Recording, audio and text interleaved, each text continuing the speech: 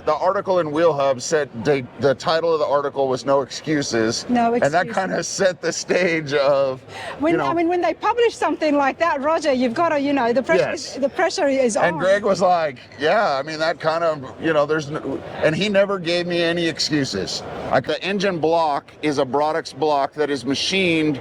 But we kept like the dimple die styling that was in the chassis. All right, everybody, a spectacular build here contending for the Slonaker Award, 35 Chevy. Roger, congratulations. Thank you very much.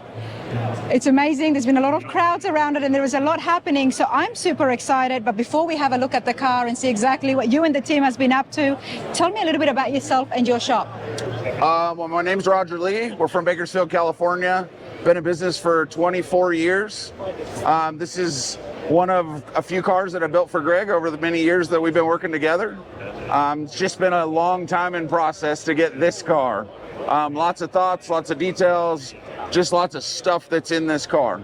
We're going to go and have a look at that, and I love your display. It's very detailed, yes. Very informative, very transparent on exactly what has happened to the 35 Chevy. Yes. Well, Roger, before the car, of your booth, many people out here do have seats, you know that? No, we get a lot of people that come here to sleep. I know where I'll be coming to rest. Yes, sometimes it becomes the geriatric rest stop in here with people that fall asleep. And so currently it's all occupied by clients and employees to have fun. And that's what we try to do, is just make these things fun. Awesome. You've got some of the team members here. I can tell from the shirts. Who have you got? So here we've got Greg, who's the owner of the car. He's in the gray sweatshirt. You got Stuart, who did all the fabrication on the car, getting all the fit and finish metal, all that stuff of the crazy dreams and everything back and forth. You got Marcus, who's kind of a newer guy on the team, but he made the display, got all the wheels dialed, and a whole bunch of odds and ends at the very end. And then you got Jose Razzo, known as J-Riz. You can follow him on Instagram. He's been doing all kinds of stuff for us on the cars for many, many years. Just been involved in the wiring and assembly, and he's become a very multi-talented guy. Mikey's around here somewhere, but I don't know where he's at. Well, and I want to ask Stuart, I haven't even looked at the car in detail, but tell me, what is the hardest part of this build? The whole job in general, reshaping everything, fitting everything to a T perfect, doing it over and over to make sure that it's perfect. It was a challenge. You could just say Roger. Oh, Roger. I can tell by your expression. Shooting for perfection is a hard thing to go for. There's a lot of details here, everybody. There's a lot of details. J-Riz. Yes. I'm not going to forget that. I'm not going to forget that. What's your favorite part of the 35? I would say most of the interior. There's so many things to look at, the seats and the floors, and every bolt is polished. Yeah, it's most of the ARP bolts that we have in there. I got to get up close and have a look at it in detail. How long was the build? It took about 9 years, off and on here and there, getting it done. Wow. All right, let's go have a look at the car in detail. I'm going to take Roger along with me. Congratulations, guys. Have you contended for the Slonaker before? We have, but we had no intention of competing when we did. We brought a Mustang a few years ago. That was a really nice car, but the underneath was just powder coated and it's meant to be driven. This is the only car that we've ever built to this level, top and bottom, to make it this perfect and this crazy. And most of the time we want to make stuff that is meant to be driven, is meant to be used on the highway. We do a lot of road tours. I mean, Glenn's Chevelle here has got 4,000 miles on it, and it's a year-old car. We do a lot of those cars that get driven a lot. And so this is kind of this is the first time we've ever built a display. Maybe the last time. I don't know. Well, I think you can tell us exactly how hard the display was. It's brilliant and you've done it really well. I saw you setting up the display 2 nights ago. Those boards are not light. No, yeah, they're definitely heavy, and we've moved them around so many times at this point. And we all have like a certain level of perfection we want things, but it's also a matter of getting things done at this point. So a lot of it is fighting that little bird in the back of your head saying, get it perfect, get it perfect. But I'm just grateful to have done anything on this car. It's been awesome. It looks beautiful. I want to emphasize that we see and the public sees these cars finished and the displays looking amazing. I was here when the setup was happening for the first time. There is so much work involved. There is so much work involved, and kudos to all the builders who come out here and setting up the display. There's a lot involved. So well done. Thank you. Well done on that. All right, Roger, let's go. Thanks, go. guys. All right, Roger, talk to us. Tell me about the vision first. Well, at this point, when I started this car for Greg, we had, I believe this was the third car that we were starting for him. I built the orange 55 Chevy for him. I had built, we'd done a Chevelle for him, and he had said he wanted to build what we had said at that point in time was going to be one of the nicest 35 Chevys that we've ever seen. He wanted to do a street rod, wanted to do it traditionally styled, wanted to do some of those things, and but wanted to make it really nice. Okay. What did nice entail? Did you ask him that? I don't know if he intended for this, but that's the process. Okay. You know, and so in that mix, you have technology that became a lot more available just in the industry with 3D printing, scanning, machining, doing all those things, and we've really embraced that stuff since the beginning.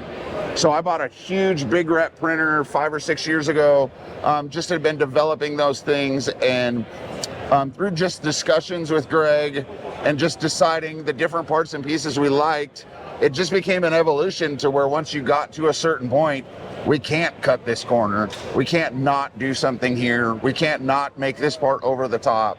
And even from when we drove it at the Gathering of the Rock, I believe it was in 22 or 23, we've done a whole bunch more to the car since then. We didn't change the grille, we didn't change a bunch of those things, but we added the belly pan, we added the sill plates, we added a bunch of other stuff to the car.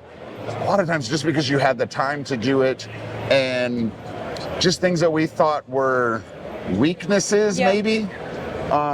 Not just chasing perfection or chasing, you know, the article in Wheel Hub said the title of the article was No Excuses. No excuses. And that kind of set the stage of, When, you know, I mean, when they publish something like that, Roger, you've got to, you know, the pressure, Yes. the pressure is on. and Greg was like, yeah, I mean, that kind of, you know, and he never gave me any excuses.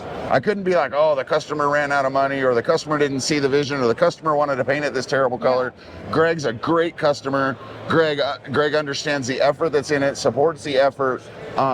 It supports the quality, has great taste, wants to do those things. And at this point now, this is like the 10th or 11th or something car that I've built for him.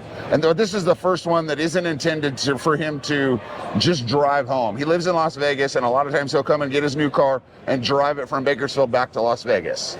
This one he wants to maintain and keep it. The reason I asked for the vision is because this has been over 9 years long, the process, and so many things would have changed, trends and parts throughout those years. And a lot of this stuff was designed.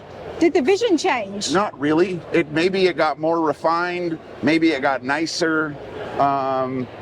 Maybe just different parts and pieces like that changed, but not, the direction never changed. It's always been this color. It's always been this color interior. Wow, I love that, because You know, it can change, especially we changed the wheels, but we only changed the wheels because we had wheels that were on it before that we thought looked great, but we were told they only made 8 sets, and we're like, well, we can go with that because they're real magnesium. They're all, well, now we've seen like 20 cars with these wheels that were supposed to be 8 sets. Only 8 sets, that's what I'm And so like talking 4 about. months ago, we make new wheels. Well, let's start here at the front. Now tell me, what did you start with? Did Greg give you a car, or did you build this from the ground up? Actually, Kenny Davis from Rogers, Arkansas, who's a buddy of mine that everybody kind of knows, he called me and said, hey, I found these 235 Chevys in a barn that I can get for $9,000. You know anybody who want them? And I'm like, Wow. I think I do. Wow. I called him back 30 minutes later. We bought them and sold the other one to Harold Chapman at Custom Rods of Andice, which I'm glad to say that his isn't done before ours after 9 years. And so it just kind of started from there. We had What was the condition of the 35? for a 35 Chevy, because these are wood structure with sheet metal nailed to it. Tin it was in woodies? good shape. Okay. No, not a tin woody. Not a tin The woody. structure of the car was wood. Okay. And so all the internal structuring was wood, and then the body is physically nailed to the wood to hold the panels. It's super cheesy, super flimsy, but that's why you don't see them, because the wood would hold moisture, the cars would rust, and we just got lucky that somehow you could find it in Arkansas and get those. So I sent my driver out, he picked up the 2 cars, put them all in the trailer, brought them all back, and we sorted through everything. The only thing we were missing was deck lids on both cars. And we just kind of went to town of, designing the chassis, defining the wheelbase. Tell me about the chassis. You used the original frame? No, we built the whole frame with a lot of it being similar to the shape of the original chassis, but we added the X member, but we kept like the dimple die styling that was in the chassis for it. And we raised the rear and raised the front to get the ride heights that we wanted to get everything to clear. Because we knew the ride height that we wanted on the car to get the stance, which is really where we start, is we set the body of the car up on blocks and get to really nail the stance to then design the chassis around the ride height that we want to achieve when it's done. And so from there, we built the chassis, laid everything out. Then we went in and built the entire floor, which is a double paneled floor. There's a bottom layer of the floor and a top layer of the floor. And in between all the plumbing and wiring that we don't want to see, like the wiring that would go typically through the middle of the car goes through the floor. That's why you did the double layer. That's why I did the double layer.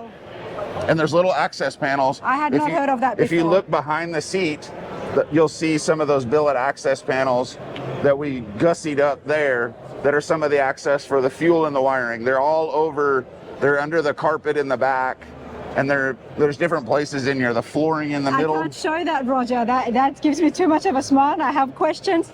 It looks spectacular, but the interior needs a moment. The interior is quite elaborate. The interior it's very elaborate. There was a few jokes a couple weeks ago when we weren't sure if we were going to get it done that we should just bring the seats and the running boards to the show. No way. It needs a moment, but let's come back here to the front. Have you changed the body and the shape of the 35? Yes, because the car's a lot more square. If you look over here on this drawing, you'll see kind of what the car looked like before when it started and what it looks like now. You can see how much thinner the car is on the wedge. You can see how much thicker it is here. And you can see what the car looks like now. I was telling your team that the display is phenomenal, everybody. The amount of detail here, and it's so transparent. Someone like me really appreciates it because it really allows us to see and compare it to the stock. Yes.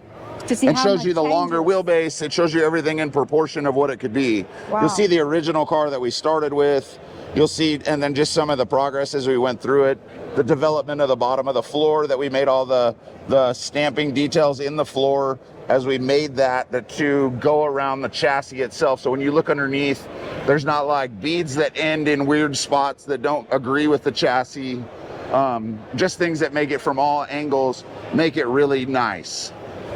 Wow, spectacular. Who chose the color? I would say it's me, but Greg is a blue guy. Okay. I wanted to do a Washington blue that was kind of souped up. What's a Washington blue? Is that It's more very similar to this, but it's a traditional color. navy? Yeah, it's a navy blue that's similar to this. This just is a Ferrari color that I believe it was from early Ferraris. It looks bitchin'. It really The does. color is just very bitchin' navy blue. I'm not even a blue guy, but I thought the blue on the car would be perfect for this. I love the gold wheels. Before the gold wheels, did you widen the fenders in the running board? We did not widen them. We just redid all the beads on the fenders to make them consistent, and we changed the flow in the front so the grille didn't stick out quite as far as it did stock. Stock, the grille came out about here and tends to look like a cattle guard on the front of a train. It's made such a difference, the fact that you didn't widen it, but just touching those touches on the edges. Yes. It draws you in. And then on the grille, we made the grille where it was a multi-piece so that this back section was black, and then the grille surround was still very much, I believe it's based on a standard Chevy grille, so it's got the chrome surrounds. We made the emblem down here that has a plastic cover with the chrome grille above it, with the blue painted Chevy emblem below it, that we sanded the letters off to make it look like a badge that might have been on an OEM car. Wow. A lot of work, all happens in-house? Everything except for the paint and the chrome was handled in-house. And then Sid Shavers did the leather work on the inside, but we developed all the interior parts. But it was set up to be everything. We machined all the parts for the door panels, the seats, everything in there, and just have them do the leather work.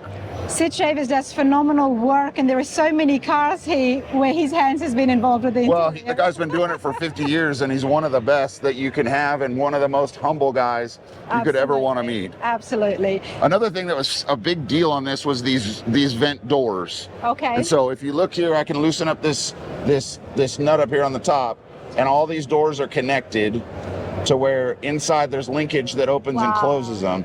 So what we did is we formed the sheet metal for the side panel and made the side panel and scanned it to get the shape of the side panel. And then we machined these doors so that they don't get thick with mud and so that it all flows in the shape of the doors. But you can also have these details inside this opening where it has a little bump. So when you close the doors go against that rubber stop, and it sets in there to have a nice bead detail on everything. You can't really see it on the back side of the doors, but the edges of the doors have an edge on it, so it's not hemmed sheet metal that just looks... Roger, I'm going to ask you this. I was here and I watched some of the judging that happens for the Slonaker and for the Amber Award as well. There'll be another video on that, everybody. Were you able to have the time to explain everything to the judges when you drove your car in front I'm of not sure I them? could remember everything, because there's just so many There's details. so much. Like another big detail is this running board. I spent a long time trying to figure out how to make this running board so it look like the most perfect rubber you can get. And at the end of the rubber, you can see where the rubber kind of terminates at the very end. Is it still rubber? It is not rubber. It's not rubber. It doesn't feel like rubber. That is aluminum that is painted to look like rubber. And so that at the end, you can have that edge down there where the bumps end. And so it looks like you made it in a mold as opposed to using rubber that you would just trim off the ends. So it looks like rubber that's meant to fit the car. Roger, how long have you been doing this? Shop's been here for 20 years, did you say? 24. 24 years. This 24 is your years. passion. Oh, I don't. I'm not into much else.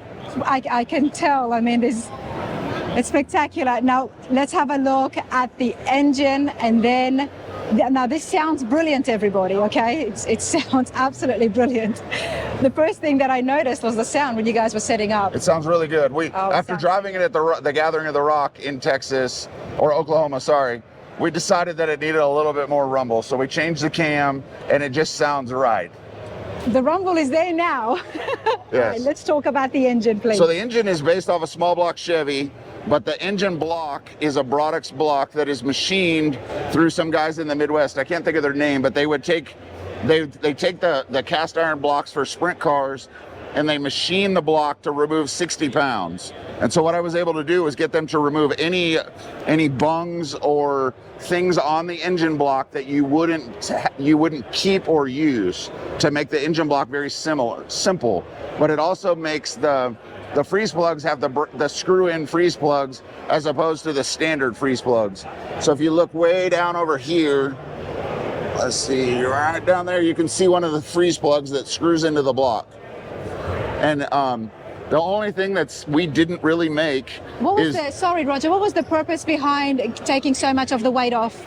It wasn't so much to lose the weight as much as it was to lose just the unneeded things on the block. So you don't have this mount for a EGR sensor or things that aren't on here anymore, just to make the engine block clean. So Because obviously you've modified this and upgraded. because I want it to be like perfect. Like that's just what it's just. There's not an extra boss. There's not an unneeded hole. There's not anything like that of getting rid of those, just to smooth it up. But I didn't want to make it where this was a show car and make all these panels that hide everything and just bolt all this crap on it to make it. I wanted to make it where it was still a very traditional hot rod. The valve covers are probably one of the only pieces on here that we didn't make, because the valve covers are a staggered bolt hole, small block Chevy 7-fin Corvette valve cover. You didn't need to do that because it's a classic. It's a classic valve covers. It's recognizable, but then in the middle there is so much happening. So in the middle is all the fuel injection. You can see where we made the fuel rails. There's a block in there we made for all the vacuum lines to connect to. We took all the brass fittings and polished them and changed them and then went to the hard lines from the rubber hoses just to make it nicer. We made our own stacks so that they can bolt onto this top cover to make the stack injection just to look a little different than just having 8 stacks like a race car. And you can have somewhat of an air filtering element. We made the reservoir on the firewall to get just to add the element of showing the coolant level for an overflow that runs there. And you can see the line that runs down the firewall and comes up here to the top of the radiator. And I just love the green antifreeze in the car just so that you know exactly what it is. And it gives a guy, not that you're really gonna, but it shows you a quick indication of just the level of the overflow. I love it. You haven't hidden stuff. You haven't covered things up. Even the firewall, while it's shaved and looking spectacular, you've still got things attached to it. There's nothing hidden. Everything is exposed. Everything is done to the degree that we could do it as nicely as possible. First, the firewall, nice matte finish. What paint is that? It's a Cerakote. It's Cerakoted. Yes. Okay. Now, which is a nightmare to tape and get everything looking as nice as it does around all those edges. I bet, and you've continued it on to the back of the radiator here. The back of the radiator the radiator is all Cerakoted black. This is all Cerakoted. I wanted everything that's going to be black to be the same black. I'm kind of crazy when it comes to picking those colors. I'm starting to get to know you a lot more, Roger. I'm pretty wacky. I love meeting builders for the first time and seeing a car, and I'm super grateful that you're giving me the time to see this and get an idea of exactly the kind of work you have. It's wow. Thank you very much. Absolutely. Let's talk about the wheels, mate. So the wheels are 16 and 18-inch wheels. George, who works for me, designed them in-house. And we had Evod machine the wheels, who did a lot of machine work for us. And we just wanted to make a kidney bean style wheel that was going to look a little bit differently. And nowadays, that's just getting to a point that's getting harder and harder because a lot of guys have designed really good looking wheels. It's hard to make custom wheels. Like, what design is left? Yes. Now we've got the hood over here. We've got the hood over here because when it's open, you can't see the engine as well. And so we wanted to show the car open here for today and tomorrow. And then we'll put the hood on it and show the car all closed up. We're here, Roger. Let's start off at the door panels. What is going on here? There's a lot going on here. So we started with this structure that, as you'll see inside around the roof, that this dimple dyed structure, I wanted to be an interior element of the car to show the dimple dyes that also went with the structure that was in the frame. And that's kind of where the circles on the sill plates, the circles everywhere else, the circles in the shifter, all that stuff kind of came from the original chassis design. Wow. And so we made this where this is a window crank car. It's not switches that actuate power windows. So in doing that, we also had the linkage that came here to open and close the door. Well, we started doing some work and realized that in order to cover up what would typically be the linkage for the door, we decided to expose it and use it as a mechanical part of the interior. And so this actuates the door latch, and then this is a piece that the crank windows mounts to, and the latch release here mounts to, and this bolts to the car, and then the interior goes over it. So this pull strap does the same thing. Wow. Everything's designed in CAD. The surrounds are machined. All this stuff is held on with magnets and fits into the door to give it a thick look. Absolutely. And so once again, you have a plastic lens over the gold bow tie that all bolt in from the back side. So then the same thing, you have a dash here that this bolts into. Can't reach that to get it open, but it goes into the glove box that's on the back side. And then the gate, so this is all one piece that bolts in from here, mounts the steering column solidly, and then the gauge cluster bolts to it. We'll go to the other side to have a look at the gauges, but Yes. while we are here, what is going with the floors? What's happening here? So I wanted to come up with something that was different, that looked very, I don't know, classy industrial, I guess. Okay, well done. I think you've And so, achieved that. Industrial is definitely the word that comes to mind. But with all the chrome and everything, it looks very, it kind of goes with the cars that had the aluminum firewalls, which is what I've always loved about some of those the high-end 30s cars with aluminum firewalls. So what is it? Is that It's metal? just machined aluminum that we've chromed, and then we put the texture finish. The texture finish was machined into the part. Wow. I gotta say, I love the floor, the paint. So the main floor is all matte finish, and then the toe board and the trans tunnel are gloss. The trans tunnel is machined so that it can be bodywork perfect on both sides and be removable as well. So you can access the transmission shifter. They're in the middle of the seats. In between, you'll see the switch panel that starts the car. So the ignition switch and everything is in between the two seats in a little box right there behind the shifter. What transmission is this using? TKX. How small is that? It's a 5-speed from Bullard. So it's not that small. It's not that small, but they're not huge either. They're not 6 speeds. Okay. I love it that it's so much more room. It's so much more open as well. Yeah. With the wedge section and everything in it, the car tends to get smaller. Okay, but it doesn't feel small in here. Yeah, you're much smaller than me too, so yeah. It's true. Because you're like, yeah. I don't know, it's very open. Yes. It's very open indeed. Where did you get the seats from? We made the seats. So the seats are machined from raw aluminum. The goal was that we wanted to make chrome bomber seats. And I'm not sure anyone could make chrome bomber seats by hand that you can do with a machine. And so the decision was made to machine the seats from about 6 pieces. The nice part is you really just have to design half a seat, and then the other side mirrors over, and then both seats are the same. Wow. So when we started, we also 3D printed the seats or one seat to put it in here to make sure that it didn't look too big or too small in the car, because that was one thing. You didn't want to open the door and you're like, oh, the seats look really cute and small, but they don't really fit the car. Wow. And so we started with that original piece and then started machining, because this is a piece, that's a piece, and then there's 3 pieces on the back of the seat that bolt it all together.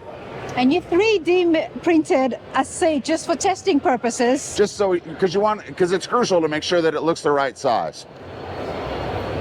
One of my favorite features right here. So that's a useful feature. So this X brace in the back, because of the internal structure, we knew we needed structure in the car to make to hold the car together, but we wanted to be able to see the backs of the seats and kind of have a walk-through look of the car, even though you can't really see through all the crap that's in there. No, I noticed that it was see-through. But you can see all the details of the fuel tank that's there, the battery box that's there.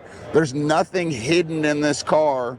There's no panels where the fuel tank is hidden behind this. All the wiring, all the plumbing, everything is done nicely to see it. If you look here, you'll see that on this tube, there's little parts welded to the tube for the hose to be safety wired to the tube. See right here, the safety wire that's going over that? Then there's a part that mounts underneath that goes to the tube of the fuel tank filler. How have you taken care of to avoid fumes with the cap where the opening is? It's just a sealed cap, and then it vents to the outside of the car. It's all sealed over there, okay. We've seen glass panels where the back has been exposed and you could see the tanks, yes. But never ever seen it open like this. Yes. It's very different, and this is just... And we wanted to leave the inner fenders as an exposed element that's bodyworked as well. So you can see the inner fender panels. Those have to go in, and up under here, you'll see where there's another panel that goes in around it that comes down to the back of the trunk. And what was that there for? Just to close out the interior. Okay. So then you have the same trunk mount here that's Cerakoted in this. That's the same Cerakote that's in the middle of all the braces, all the fuel tank straps, all those pieces that we could do that to. These, I guess you would call them trunk props. We didn't want to put gas shocks in the car because we didn't feel like it went with it, and we didn't like the stock ones that you would find on a car. So these have the little detent triangles inside, and you can open and close the trunk and it'll hold itself up with the mechanisms that we made on these trunk supports. Very industrial, yet sexy industrial. Yes. The tail lights. Tail lights these are actually stock lenses for the car with custom bezels here with stock rings. Believe it or not, but we wanted to keep the car to where it's very much Chevrolet. Even this pattern here? It's just a stock glass tail light that we were sourced some NOS lenses for. And then we just added the gold to make it match the wheels. I love the fact that in 35 they had that design there. I know, it's really neat. 1935, everyone, okay. So then we made the license plate, to where we wanted to make the license plate look like a vintage plate, but the Nevada ones are very small in 35. So we took the size of a California vintage plate, had a guy who restores license plates, paint it with the same color, but I wanted to make it where the plate looked old, like it could be the original plate. And then the little lights here on Just the little side. license plate lights that mount on here on embossed race sections when we made the whole rear apron of the car. Wow. And what about the back here? So Did you tuck in? no, we made this to stick out around the car. It didn't have a valence, and I never really knew what it looked like. We just kind of hung the fenders on and kind of worked with everything to pull max this section to make the beads all kind of agree with each other as it goes around. These beads on the side of the fender, this double bump bead across the back here that goes to the belly pan underneath. Okay. This gives me a bit more of a better look, everyone. Everything's Cerakoted underneath here. Cerakoted and polished and detailed. Wow. This is beautiful. All right, Roger, let's go inside and I want to see the dash, and then we're going to get more details about your shop. Now, talk to me about the steering wheel. So the steering wheel we designed in-house as well. As you notice, the ribs that are on each spoke match the door handles and the window cranks with the ribs and the lightning holes. We just wanted to make something that was a definitively shaped Chevrolet styled steering wheel, but we wanted to make sure that it had a painted grip and chrome spokes. So we made the ring separate to the spokes on there so that we could paint the ring and then bolt it to the chrome center. Wow. And what about the gauges? The gauges are a custom set we had from Classic Instruments, and we recessed them in there and then Cerakoted that gauge bezel that we had machined. Here's another look. The headliner is made from multiple pieces to go in to highlight the structure of the interior that has all the dimple dies. Obviously the gas pedal and the brake pedal and the clutch pedal are all made custom for the car. The sides of it are all Cerakoted on the inlays with the polished holes. It's a lot of work and a lot of money here, everybody. A lot of time. A lot of time. There's a lot of work here. This is spectacular, and it's here contending for the Slonaker 2025. This is definitely a cut above the rest. I think I'm going to say that. There's so much involved. There's a lot involved. There's a lot happening. 9 new build, Ironworks, Roger. Where are you located again? Remind us. Bakersfield, California. Bakersfield, California. And people can keep up with you on social media? Yeah, we're on Instagram, Facebook. We have a website, but most everything is on Instagram nowadays. Instagram. What are you working on next? I actually have a 78 Mercedes that's coming that's really badass for a guy down in Orange County. A lot of people think we're crazy that we would do it, but we've made lots of crazy billet bumpers and carbon fiber parts for it and put an LT4 with a 10-speed in it.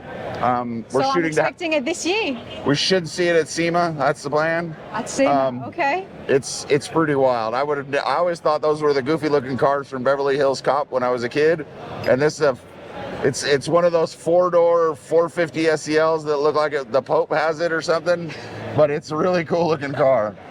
We've been doing a lot of our Legacy Series Chevelles that we've kind of been trying to do the production line of that stuff, and so we've sold 4 of them now. We have 3 more in the works. So you're building the Chevelles to sell it? Yeah, we're trying to just build some cars that are a lot simpler than stuff like this. Yes. And so we've been kind of developing those to do a repeat thing, and we've kind of gone on to a new chassis design that makes the cars better and has a lot more interior room and does a lot of the improvements that we want to do for big guys.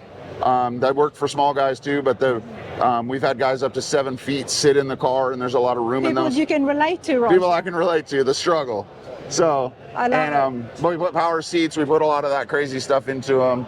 And then we've just got a bunch of other, we got a Cuda and a Nova, and there's a bunch of other cool cars we have coming. I keep saying it over and over again during my trip here. I need to come out more to the West Coast, and I got to check out these hot rod shops because there's a lot here. There's a lot. There's a lot.